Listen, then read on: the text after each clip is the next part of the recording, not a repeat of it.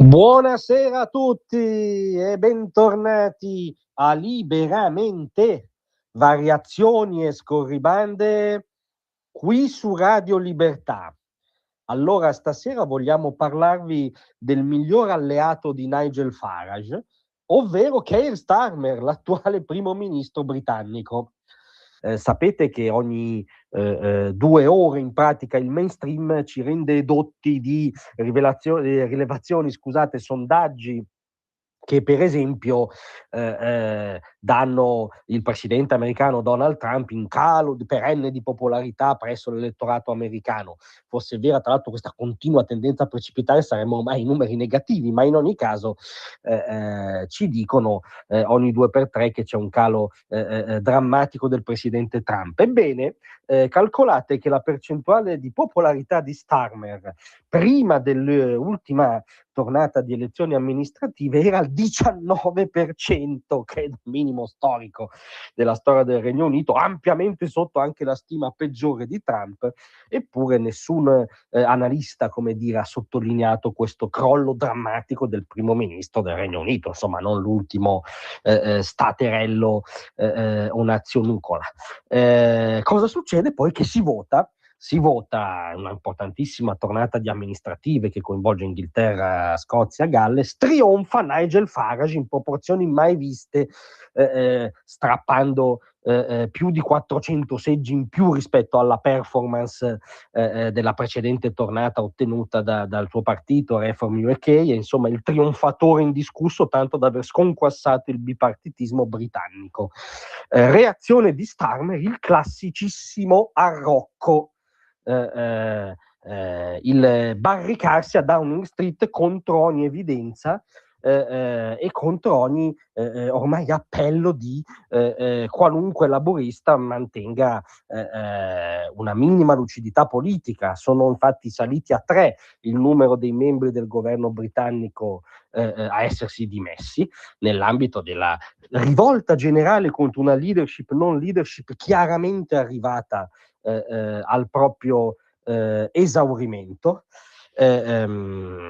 C'è anche una pressione con lettere che escono, documenti di una settantina, anzi più di una settantina di parlamentari laburisti che chiedono a Starmer l'irrimediabile passo indietro, che è poi una presa d'atto della dinamica storica che ha evidentemente scavalcato la sua leadership, tanto che ha premiato l'antimateria rispetto a Starmer, no? Il padrino della Brexit,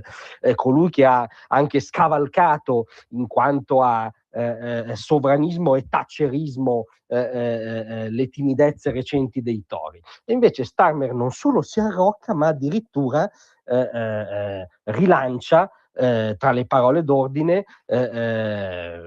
ventila di rinforzare il legame con l'Europa, quando l'elettorato gli ha votato l'autore, il padrino della Brexit, e ha assicurato che rilancerà l'azione di governo. Non si capisce come possa rilanciarla se fin qui la prestazione è stata quella grigia e tristanzuola che è agli atti. Il Regno Unito con lui ha perso autorevolezza, incisività, presenza sui dossier, forse addirittura la relazione speciale con l'alleato americano, non dà le carte nel rapporto transatlantico, non dà nemmeno le carte sul continente, dove, vedi caso Ucraina, va a rimorchio delle velleità bonapartiste da volonterosi di Macron, non riesce a segnare una propria differenza, la storica differenza anglosassone, no, rispetto all'andazzo del continente, non riesce a invertire la tendenza relativamente a non solo sicurezza ma snaturamento di intere non solo periferie ma aree ormai urbane del Regno Unito, che di fatto diventano lande in balia della Sharia. Insomma, non ha segnato un cambio di passo su niente, ha segnato un arretramento della centralità del Regno Unito su qualunque dossier, ha un crollo di popolarità verticale, ha visto premiato il suo peggior avversario politico ed è barricato a Downing Street. Keir Starmer è sicuramente il miglior alleato di Nigel Farage, che se il Premier continuerà a barricarsi, al prossimo giro probabilmente supererà l'80%, ed è un po' l'immagine della difficoltà della sinistra contemporanea a riconoscere il proprio scollamento dalla realtà. Grazie a tutti, a domattina. Tra un manifesto e lo specchio